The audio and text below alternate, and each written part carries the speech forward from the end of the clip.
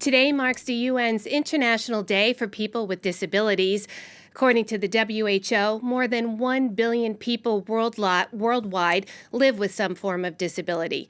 Here in France, there are initiatives to improve inclusivity, but in some sectors, visibility remains low. To discuss this further, I'm joined on set by Elisabeth Lammers, the Vice President of UNIPE, which specializes in intellectual illnesses and disabilities. Elisabeth, thanks for joining us. Now, nearly 15% of the world's population lives with some form of disability. Is society doing enough to be inclusive and accommodating? That's a good question because people with disabilities often ask to be included, but they ask for the people to be included and not the society to be included, which is very important today, is that the society has to be inclusive and not the people with disabilities. And in what ways can society be better? In every, in accessibility. Accessibility is a big word in our what we are defending, because accessibility doesn't only means that you have to go to the steps to a town hall or everything. It is accessibility to information, to make it easy to read. We have a version which is called easy to read, and we have to use it to present information.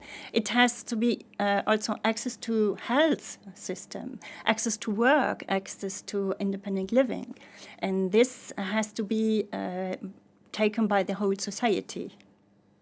Now, when we use the term disability, I mean, that covers a lot of different conditions that Yes. people are living with here. So one of the things I wanted to ask you was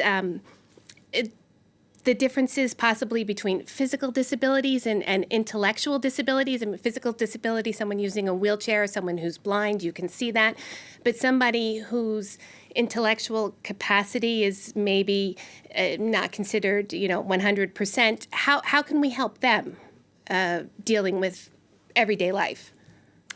It is very difficult, I agree, because some disabilities are invisible disabilities. My son has ASDs, autistic diseases, and you can't see it first. You just say, oh, yes, he's a nice guy, and when he talks, you're just asking yourself, okay, there's a little problem.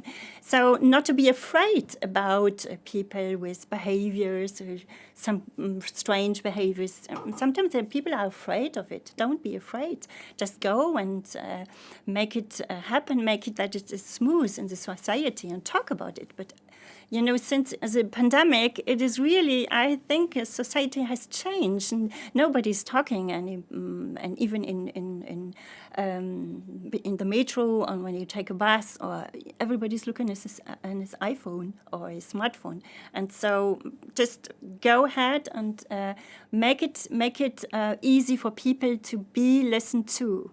So we have developed in our UNIPE is a network in France. We have about 100,000 people working, and 60,000 families, and 200,000 people we are taking care of. So it's always a family governed associations all over France. And we have developed a little sign which is called 3SA. It's a little bit very French, so it makes it, when you take it, you can have talk to people with disabilities. Elisabeth, thank you so much for joining us. That's all we have time for. And that's Elisabeth Lammers from the Vice President of UNIPE, which specializes in dealing with intellectual illnesses and disabilities.